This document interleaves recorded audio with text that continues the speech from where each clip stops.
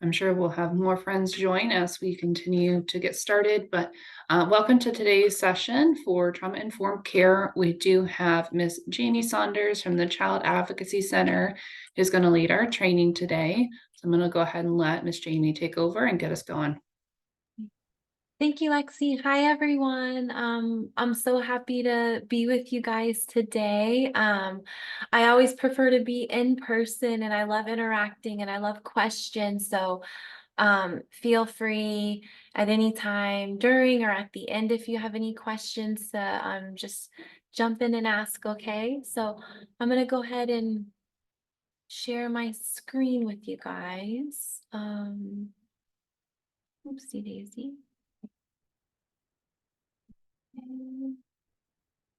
And I'll monitor the chat box for you, Jamie. Okay, thank you so much.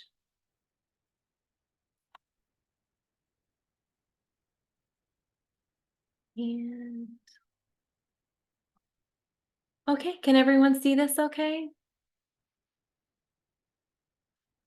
Okay, great. All right, so as I mentioned, my name is Jamie Saunders. I'm the lead therapist at the Child Advocacy Center. I've been here officially for 10 years as a clinician. In February 2021, I transitioned into the lead therapist role, and I just love the work that we get to do here. We primarily serve children that have been through trauma. The age range is about as early as 1.5, which that age is we're typically working with the caregivers, but about 1.5, all the way up till young adulthood. A lot of our 17, 18-year-olds, once they transition into early adulthood and still processing trauma that they've been through, we are definitely able to support them. We also work with non-offending caregivers. And sometimes as we may get a referral for one child or a sibling group, and then as we're working with the caregivers, we realize sometimes the caregivers have their own trauma, and so we'll always make room to work with them as well. So for many of you may already know or may remember from last year, if you took the training last year, I have 2 therapy dogs that sit in session with me. It's Oliver and Elliot. They're my personal dogs, but I got them trained and certified to be therapy dogs. So we're able to do canine assisted therapy with our clients. So Oliver is the Great Pyrenees and Saint Bernard mix. He is the bigger guy. He can also go to court with clients when they have to testify. Within the last year, we've been getting a lot of recommendations or requests from our local state attorney's office for whether it's with our own personal therapy clients or my own, or the state attorney may be working with a child or a family that they feel like having a therapy dog with the child throughout the entirety of the court process would be beneficial. So we're able to do that. And Elliot, he's the German Shepherd mix. Both of them are rescue dogs, and both of them have experienced their own trauma. So already when children are coming into the CAC, I find that regardless of the trauma, regardless of age and stage of development, from 3 years old, even some of the adults, I find an underlying very similar held belief and feeling is a sense of badness, feelings of shame and rejection, this belief that I'm bad or I caused this. And so Oliver and Elliot just very naturally do a really good job of disarming a sense of shame and badness, and kind of create an environment of felt safety, which I'll get into later on in the presentation, the importance of felt safety. So I'll get to tell kids, and especially smaller kids, they may already have a hard time with their own emotional literacy, meaning they have a hard time even labeling basic feelings or recognizing feelings in their own body, let alone recognizing that trauma is very common and that there are normal reactions to trauma. So, I may get to say, hey, Oliver and Elliot go through hard things just like people do. They have feelings just like people do. Look how joyful they are right now because they see you, or notice how scared they may be or timid because some of the loud noises that happen outside of the building, like if there's like loud sirens going by, and kids could already see that and identify with that. But I also get to share, something happened to them, and their normal reactions to those hard things are as big as Oliver is. He gets really timid and tries to make himself really small and hide, and he feels safe sometimes in confined spaces. So he'll try to go under the table or make himself really, really small and invisible. And Elliot, something happened to him. Somebody did hurt him, intentionally broke his leg and just left him. And you know what? He doesn't let the hard things stop him, but he has this paw that makes him differently abled, and it's visible. And already with their two stories alone, a lot of children can really relate to one or either or both. And I get to tell the children, even before entering the therapy room, hey, look how Oliver and Elliot respond to you. That tells me you're safe. That tells me you have a good heart. They can sense your goodness. So that's already addressing and attempting to disseminate the sense of badness. So I find that when we're talking about trauma, I always like to start at the root and kind of the history of, well, how did we get here? What is the root and understanding of childhood trauma? And what's very interesting, even as of maybe a week ago or 2 weeks ago, there was a CNN documentary on the Chowchilla bus kidnapping. I don't know if any of you saw it, but CNN has documentary series. So I think it's worth checking out if you get a chance. But the first landmark study was this Chowchilla bus kidnapping, I'd say in the mid 1970s. There was a busload full of children and the bus driver that were kidnapped and then buried alive by 2 or 3 masked gunmen. For most of these children that we're aware of, this was their only trauma that they really experienced. Now, this was an all-day event. The children did escape. They got out, and eventually the masked gunmen were found and kidnapped, or found and arrested, and children were brought home.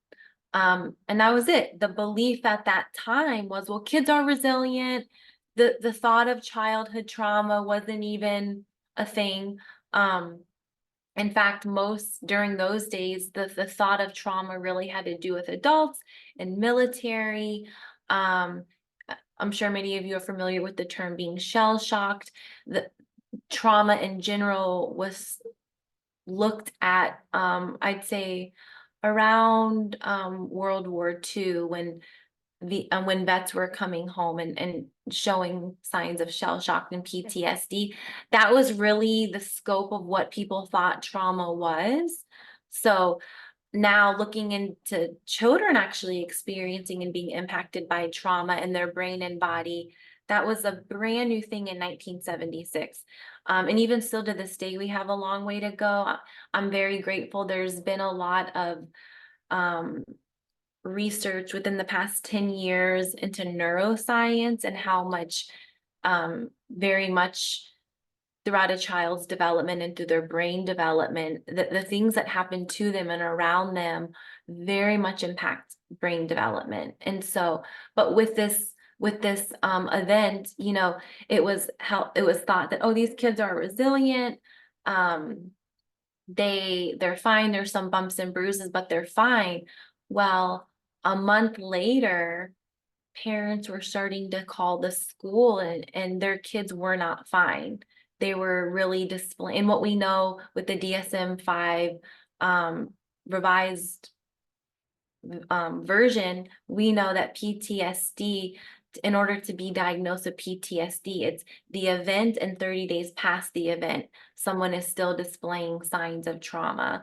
So post 30 days, parents are now contacting the school and saying, well, my child is experiencing nightmares and flashbacks and wetting the bed and having big feelings of anxiety and anger. So Lenore Terr was the researcher that really took this population of this one-time event trauma and did a longitudinal study with these children going into adulthood.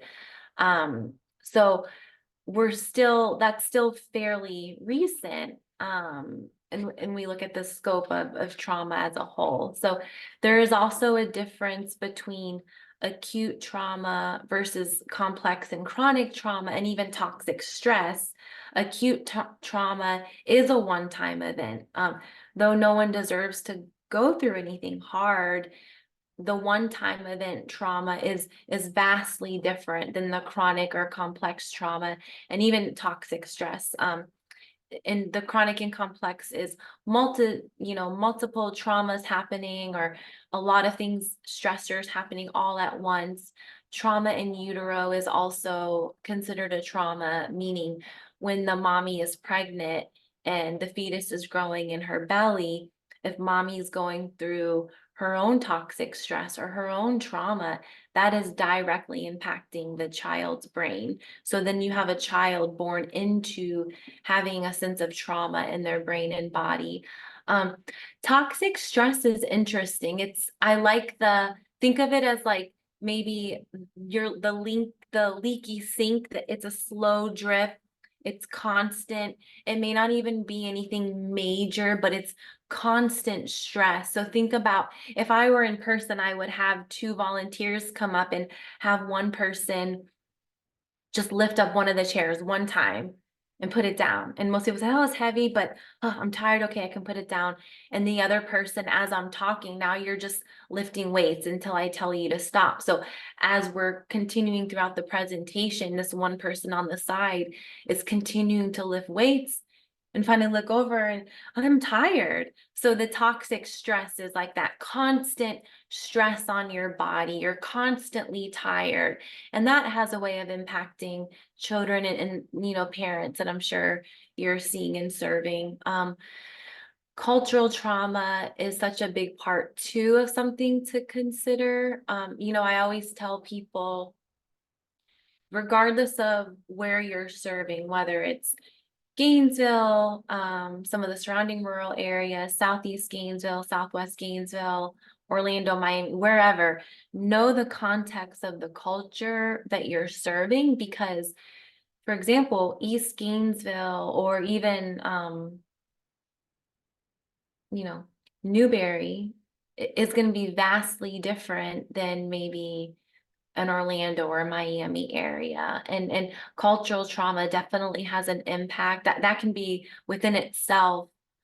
Cultural trauma and epigenetics within itself could be its own separate training, but it is something that impacts the children that you see coming into the classroom, coming into our offices, definitely potentially has impacted caregivers, and especially for the ones that maybe you have grandparents or great grandparents raising their children. That definitely is going to play a role.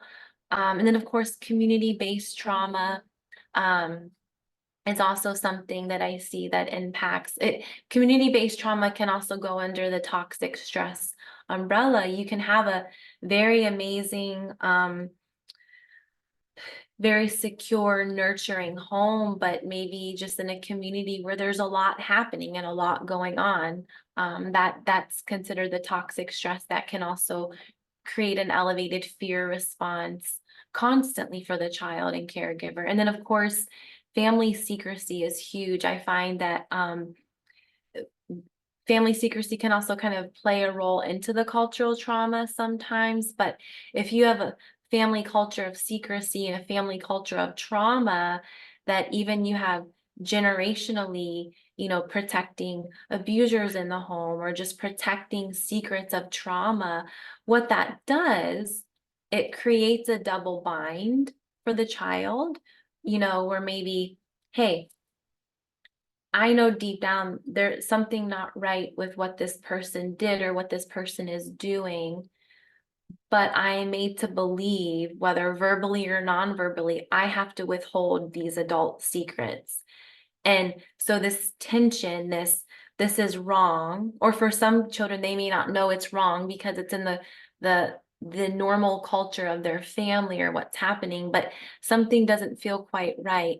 And I'm holding adult secrets. It's this double bind. That alone can create so much tension and anxiety for a child already without anything else that they have experienced or go through. And I put this little quote up because I find I do work a lot with our human trafficking population, which human trafficking or complex trauma, irregardless, I find that the more difficult the behaviors, the more difficult the defenses, or the more rigid the behaviors, the more the trauma hurt. And so I always like to remind people to keep that in mind. Sometimes we may see people or children that their behaviors may seem so difficult, or they put up these walls of toughness or rigidity. But to me, I look at it through the lens of neuroscience.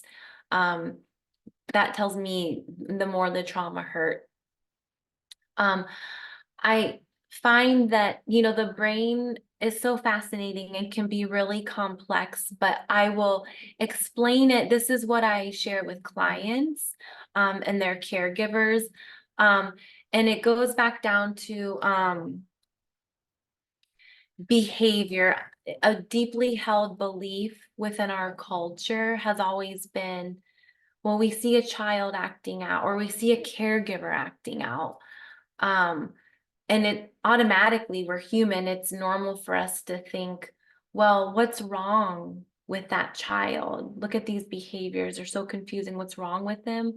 Versus looking at it through the lens of neuroscience of, well, what's going on in their brain and body, or possibly maybe what's happened to them.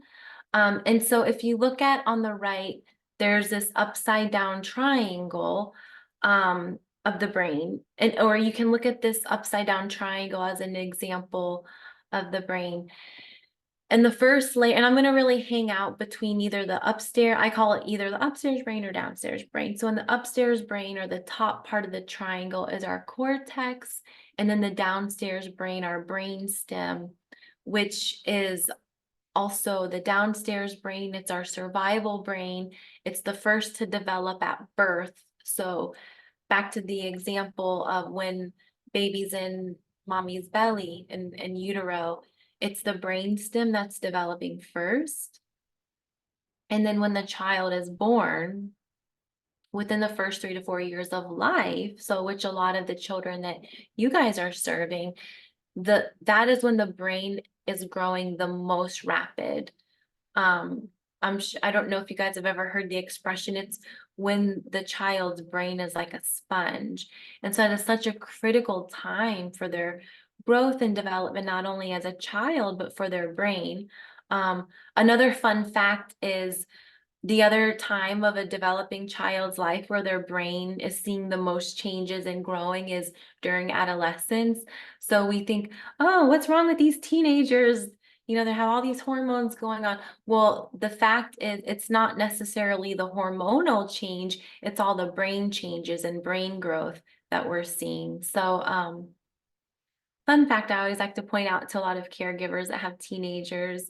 But so back to the developing child, right? So in our brain stem, in our downstairs brain, that is the part of the brain that develops first. It's also attached to our automatic nervous system, which I'll get into in another slide what that looks like. But it's the part of the brain that all of our senses come in through. So even right now, as you're listening to the presentation and you're hearing things, and maybe in your room or your office, you may hear the air conditioning or feel your chair or see the different colors, or maybe some of you have a Christmas candle burning, or whatever the case, all those senses are going in through your brain stem. So you're hearing, smelling, seeing, touching. There's also, I'll briefly go into sensory processing. So there's also the sensory of balance and movement. And it goes directly to our cortex, which is able to say, okay, that's a cinnamon Christmas smell, or that's a car going by, or oh, that's the air conditioning, or whatever the sensory component is. I also forgot to mention, in the brain stem, the bottom part of the triangle, there's no sense of time.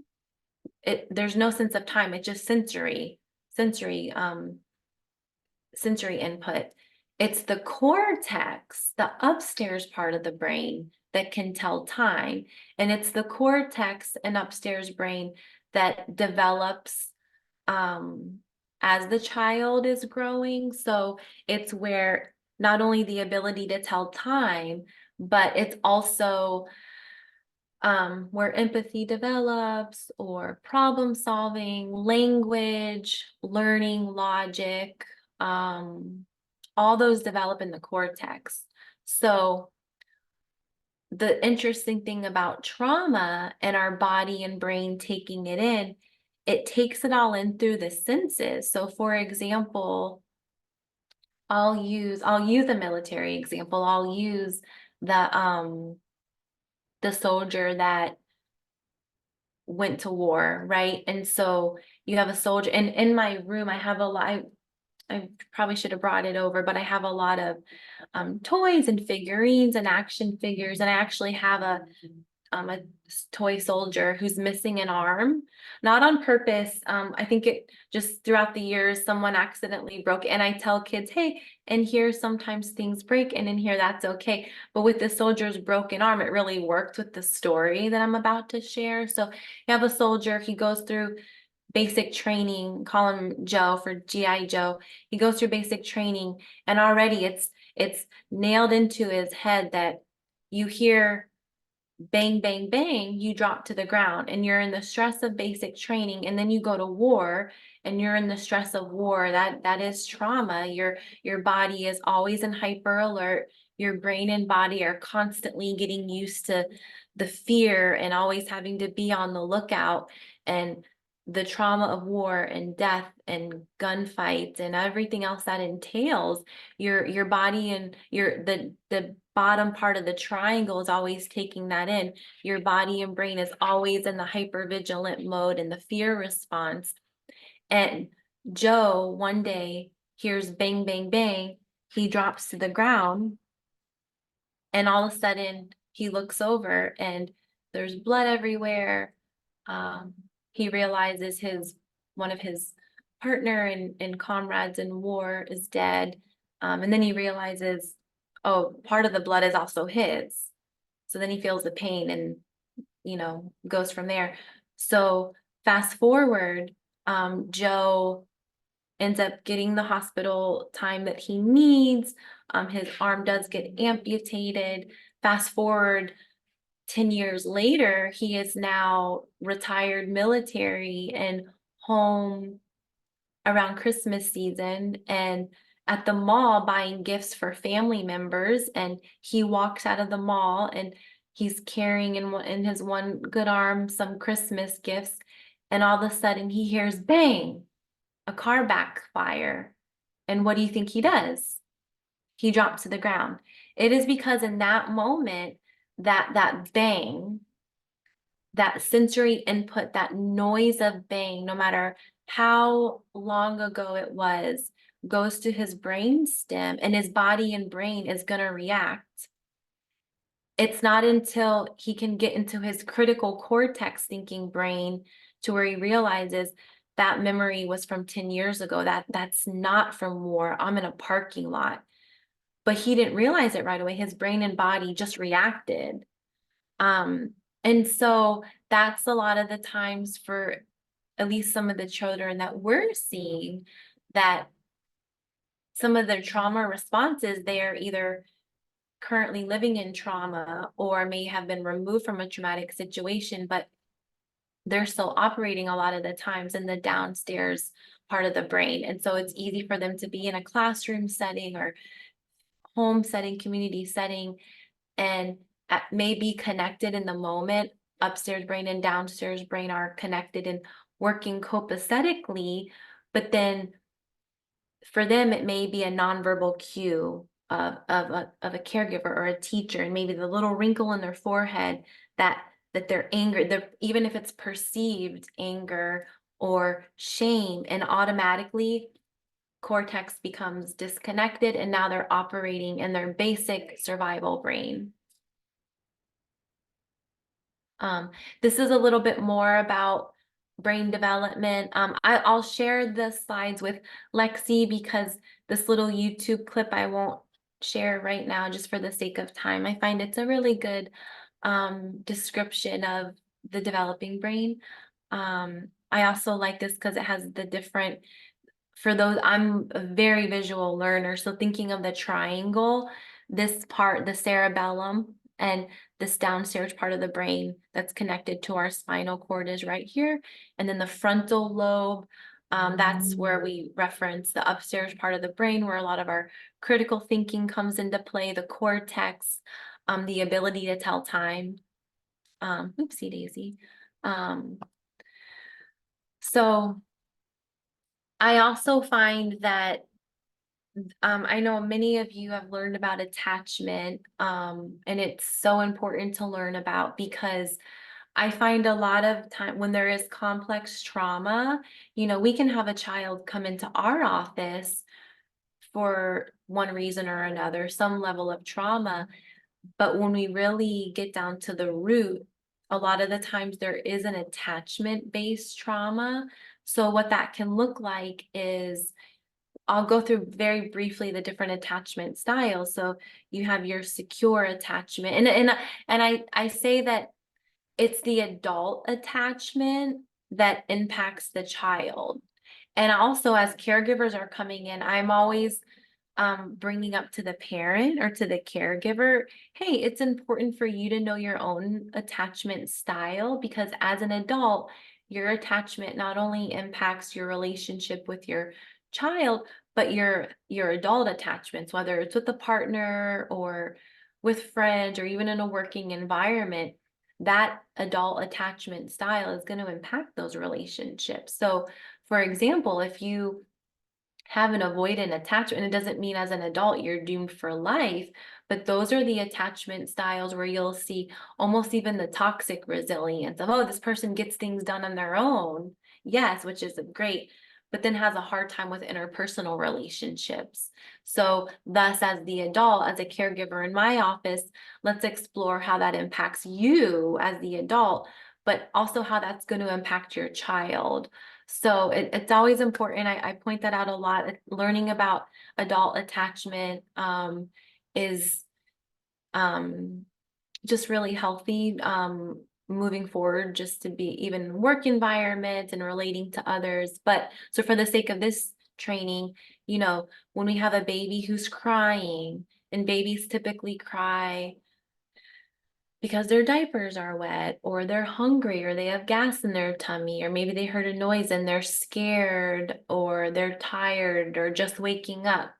And the securely attached caregiver may not be perfect, but they're going to always come when that baby is crying. And that baby learns, okay, my needs matter. That's where it starts to impact their brain development too. It adds to that upper level, the critical areas of brain growth, the upstairs part of their brain. They start to learn, my needs matter. This person can be trusted. The world is a safe place. And that's where they start to see healthy development, healthy brain development. Now, the avoidant caregiver is baby cries and no one ever comes. That's where you also start to see stories of the neglect And that, and any other kind of attachment figure, that level of neglect and avoidance can really impact the child's brain. In fact, we find that especially in those avoidant, neglectful situation, the child is crying, crying, crying. No one ever comes. So what is the baby, the automatic nervous system, what it learns to do is to withdraw and disconnect. So already you have a baby that is disconnected, detached, learning to dissociate, to calm and soothe themselves. And so that child's brain, it's like that downstairs part of the brain becomes overdeveloped, and the upstairs part of their brain becomes underdeveloped. And I always say, it doesn't mean a child is doomed for life, because healthy connection, healthy attachment, healthy experiences also help to build those critical brain areas later in life. The ambivalent attachment is what I see a lot. It's the caregiver who baby cries and maybe one day responds and then the next day they don't. One day they respond, the next day they don't. Or that's the caregiver who they may respond, but their response could be very patternless or very erratic, or even maybe frustrated. So they could be feeding the baby or changing the diaper, and their facial expression shows anger or frustration, or maybe their body movements are really unpredictable or scary. It's the very just confused. It leaves the baby feeling like, I'm not really sure. I'm not sure how this person's going to come in the room. I'm not sure if they're going to respond or not. And later on in development, that's the caregiver child relationship that you see, where it's almost like a push-pull, where the caregiver is, I want you close, get away. I love you, I hate you. And that is what that already, that child is already feeling a sense of anxiety because they never know what to expect. A lot of the times for the clients that I work with, some of the older clients, I see that a lot in their relationship with their caregiver. I don't have any documented research on this, but I see this a lot with the mother-daughter relationship. Maybe, I have a young lady who has a lot of complex trauma, has some trafficking in her history, but the root, the hurt is the ambivalent attachment that young person has with their caregiver. A lot of times it is the mother. That's just what I see and what I've observed here in our office over the last 10 years. That's not always the case, but that's what I see a lot. And so what that does is make the child already vulnerable, because they're already feeling anxious. They're already feeling, they don't even know what a need is. They're seeking connection, they're seeking needs as they get older, and that leaves them really vulnerable for further abuse down the line. So you can already start to see how the attachment very much impacts the child. And then the disorganized is the caregiver who is abusive, who is very scary. Again, so what that does is already that elicits the fear response part of the brain for the child. And sometimes in abusive homes, you may have one caregiver who is the disorganized, maybe the abusive or violent one, and then the other caregiver who's either ambivalent or avoidant. And so what that does, that can also create in the child, because we are wired to connect with the people that birthed us or the adults that are raising us. So automatically we're wired to connect. We're wanting to seek connection. So now you have the toddler who wants to seek proximity to this caregiver. But what do we do when the child wants to seek proximity and the attachment system is being elicited, while at the same time the fear response is being elicited? So again, confusion. So you have a child primed for anxiety. So think about, already you may have a child who born with trauma in utero, born potentially with family secrecy, and now a very patternless, erratic caregiving style, that child, before even leaving their home, is already primed for anxiety and feeling anxiety in their body. With that, so thinking of the upstairs brain, downstairs brain, the bottom part of the triangle, which is connected to our automatic, or our brain stem, which is connected to our spinal cord.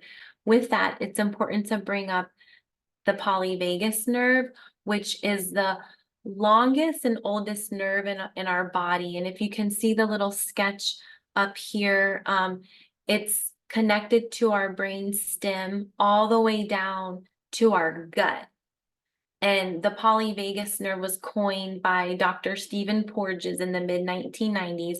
And essentially, it's the relationship between our automatic nervous system, our survival senses, and our desire to connect and socialize. And so it can be broken down into 3 parts. I included this ladder. It's easier to explain it this way too. So the upstairs part of our brain that it's connected to is when we're feeling upstairs brain, downstairs brain is feeling connected. Maybe further down the ladder, that's when our automatic nervous system gets activated a little bit. Maybe there's even a normal stressor, like maybe we're late to work, even as us as adults, we're late to work.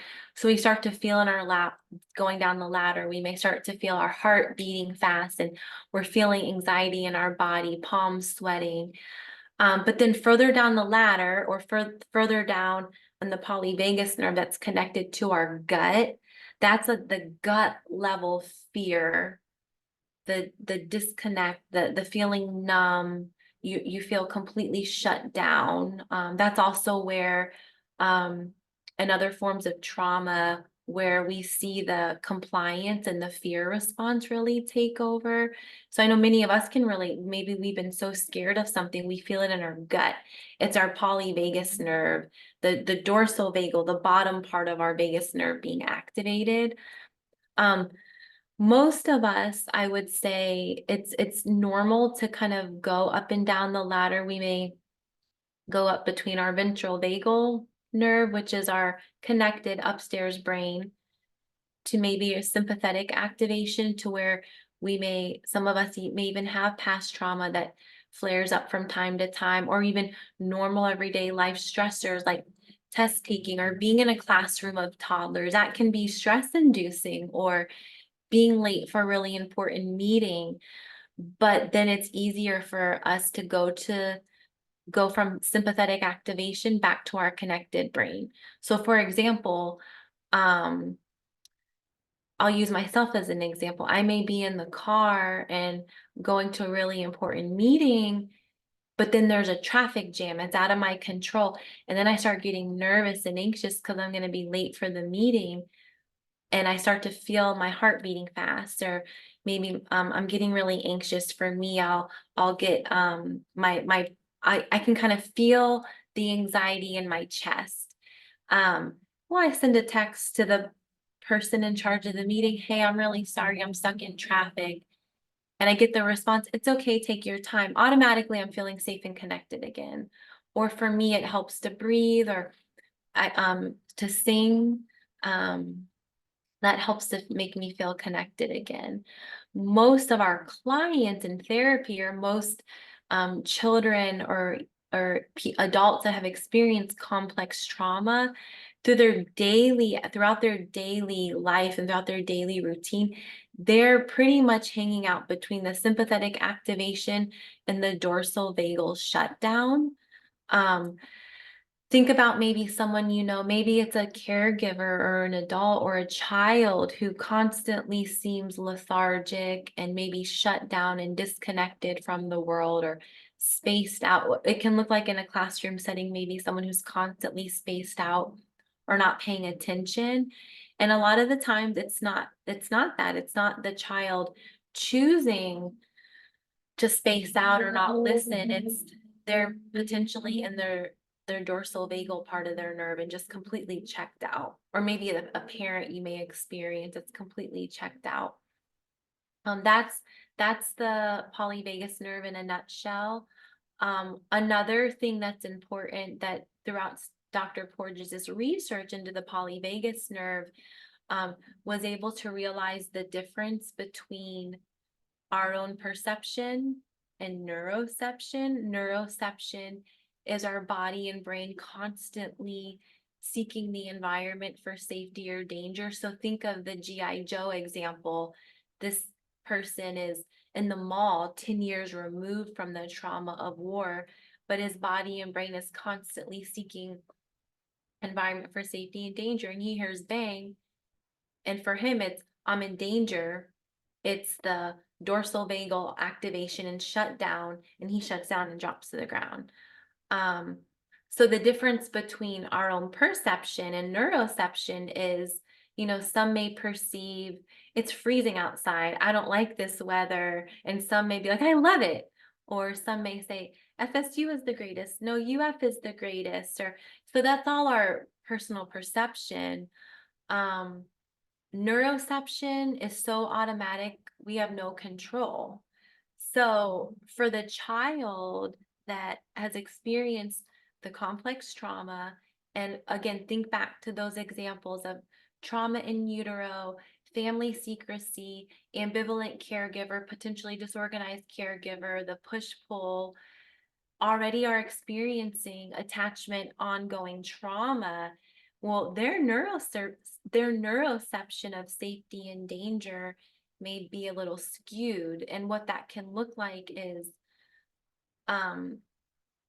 maybe a situation or a person that is not safe, because their neuroception is a little bit skewed, they may seek proximity to that person or that situation. And the safe situation or the safe person they stay away from. So think about maybe someone that or the stories we hear of domestic violence relationships, or someone that we know that is maybe constantly getting into unsafe or unhealthy relationship cycles. Well, it's because their neuroception of safety and danger is a little bit skewed. Okay. So kind of changing gears a little bit with sensory processing, so sensory processing within itself is a standalone issue. You don't have to go through trauma to have sensory processing issues. I will say though, it is pretty common, because think about the child that the brain example of ambivalent caregiving or avoidant or disorganized, and the child's downstairs brain being overdeveloped and the upstairs brain being underdeveloped. Well, that's going to lead the child to have a lot of issues with fine motor and other areas of their brain, and maybe language processing or learning processing, the way they take in senses. So it is common to see kids that have had a lot of early life trauma with sensory processing, though it doesn't mean a child with SPD has gone through trauma. It's also common to see children on the autism spectrum with sensory processing deficits or disorder as well, but not always the case. So basically what that can look like is, as I mentioned, that bottom part of the triangle where we take in our senses, there's something that was maybe potentially underdeveloped in that part of the brain. So then their ability to take in senses is a little skewed. That's also where there's, we all know of our 5 senses, but there's actually 7. There's our vestibular sense and our proprioceptive sense. Our vestibular is our sense of balance, or where our body is kind of positioned in the world. It's connected to our inner ear. It's how maybe a child can swing or jump on a trampoline and get off and maybe feel a little out of sorts, but then very much able to balance themselves. A child with vestibular issues with sensory processing have a hard time with balance, and may get on that trampoline or swing or spin around and their whole world is completely off. And then proprioception is kind of think of what is the people say, oh, tap your head and rub your belly. we can do it without thinking. A child with maybe issues with proprioception have a hard time with that, or have a hard time with walking, and thinking about it. Those may be the children you see that stumble into things. Um, so for both vestibular, I find one thing that I always like to, in our therapy rooms, we'll always input a little of occupational therapy and sensory component. For, I don't know if you can see, but I have a big space, big for the dogs, but also I have a trampoline, and I call it a little teeter seater, and we're able to do some balance and movement stuff. But children with vestibular issues, they're the ones that are like, they like the feeling of doing pull-ups and like just like their body movement in that way. Or for them, it's good to jump on a trampoline and have that practice doing that. That helps to calm their body. For kids with issues with proprioception, things like weighted blankets or chewing gum or blowing bubbles, or just even some kind of deep pressure, that really helps. So using for a lot of anyone without a sensory processing issue or not, sometimes child may be in the room and just they'll sit on the floor, on the couch, and the dogs like to get up there with them or on the floor next to them. And just the added pressure of the dog's weight and warmth can be really calming, but especially for someone that has issues with vestibular input. I've had adults say, golly, I wish I knew about this when I was younger, because I very much had sensory processing issues. Those are the children who, that may have a hard time with the feeling of their shoes, or the feeling of their socks, or scratchy labels in their shirts, or the feeling of their shirt. So this is a really good example, for especially for kids, of different examples of symptoms of sensory processing issues.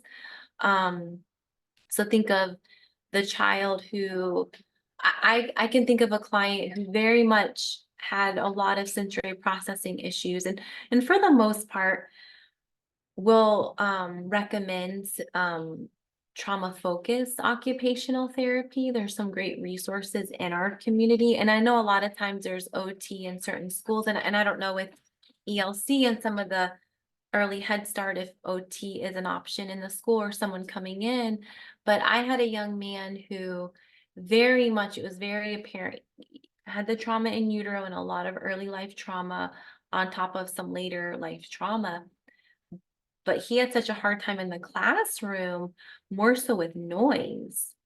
And when I forgot to mention, but for a child that has sensory processing issues, their body is going to feel so out of control. So just like a child who has experienced trauma may have a trigger and then they feel very out of control. Imagine a child who has a trauma history and sensory processing. They're going to feel so out of it, so out of control in their body, potentially not know how to put into words what they're feeling in their body, let alone what the need is. So this young man, he had a hard time with loud noises. And so think about a school setting, just naturally, there's going to be echoes and loud noises, smells from the cafeteria, maybe old air conditioning units, maybe if you're next to a busy road and the cars going by, or just the busyness naturally of a classroom or being outside, or you're going to the gym and the extra echoes of bouncing balls. So he had such a hard time and couldn't quite understand why he just always felt the need to leave the situation. Well, we're able to really narrow it down that it is noises, and helping him to have language to how he feels when he's hearing these loud noises, what he's starting to feel in his body, and now recognizing what the need is, and the need is the headphones. And that's hard because he didn't have access to headphones all the time. So being able to work with him and his caregiver and teacher, and now helping him recognize, but now ask for it, also helped to develop the pro-social skill of asking a healthy and safe adult for what he needed and having the positive response, as opposed to just like walking out and leaving and like cussing everyone out. So there was a big shift in his relationships at home and school. We weren't quite able to get him into OT like I really wanted, but just that one need and whittling it down and helping him being able to function in noisier settings was really helpful. But I really like that this is something I'll go over with caregivers as well. I'm sure as you're looking through, some of you can think of somebody or a child or um, an adult that can may has experienced some of these difficulties.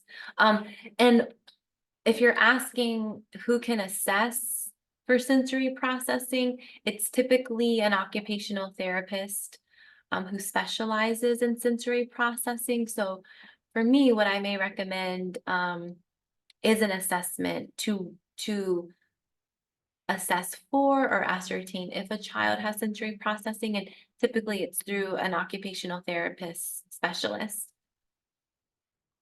Also, and when in doubt, a caregiver can ask their pediatrician, and the pediatrician can also recommend further assessment for this for an OT specialist. Real quickly, because I want to give time for questions or thoughts.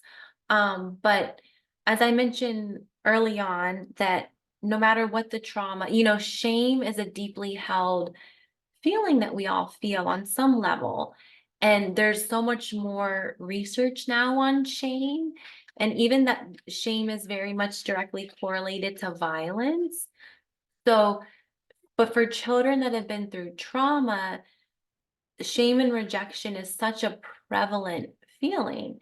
And what's interesting is the same area of the brain that gets exacerbated and wired when there's physical pain is the same area of the brain that fires off and gets exacerbated when there's shame. So think about maybe a child who feels shame physically, sometimes in their body, you can see it.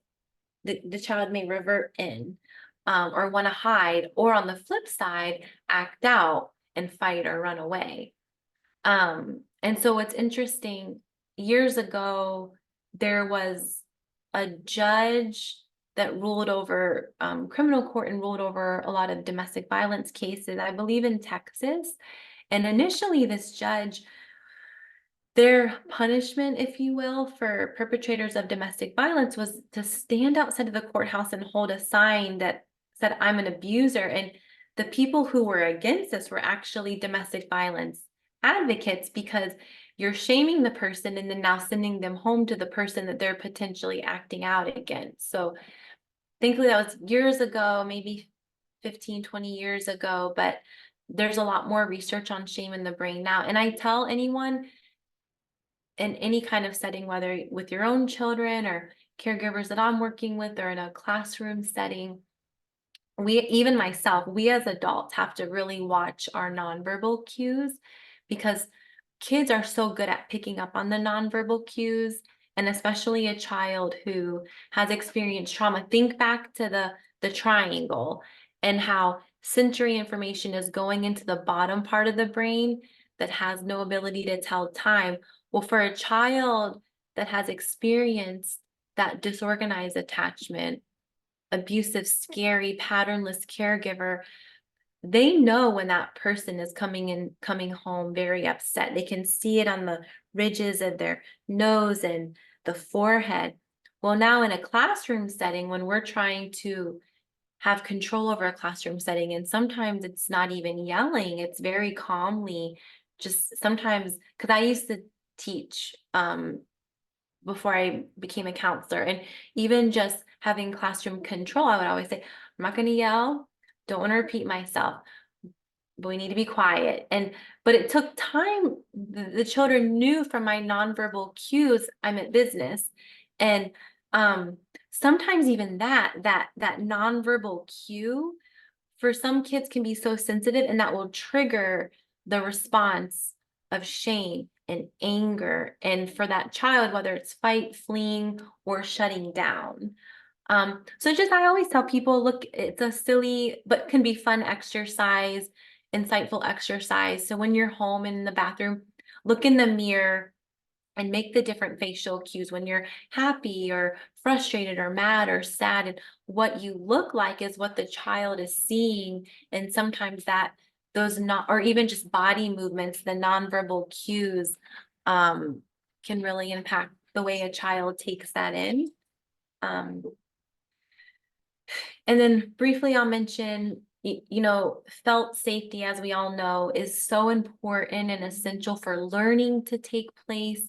A child could physically be safe in a building, but if their bodies and brains are still hypervigilant and on alert, and their neuroception is on alert and they're scanning the environment for safety and danger, it's going to be really hard for them to feel safe in their body, for that top part of the triangle upstairs part of the brain to be connected, for them to problem solve, take in classroom information or what's going on around them. They're not going to be able to really do that till their bodies feel safe. I'm sure we're all aware of the ACE study, the YouTube clip that I included by Dr. Nadine Burke. I really like the way she explains ACEs. So as I share this, if you guys have an opportunity to watch it it's about 15 or 16 minutes. She explains it really well. And Nadine Burke also has a really good book that I included in the resources called The Deepest Well, which I have here on the resource page. But does anybody have any questions before we wrap up? Or are there any questions in the chat, Lexi, that you're seeing? No questions in the chat so far. Is there any resource? Ariel, yours went, you muted again. Is there any resources or anything that I can share from you with some parents?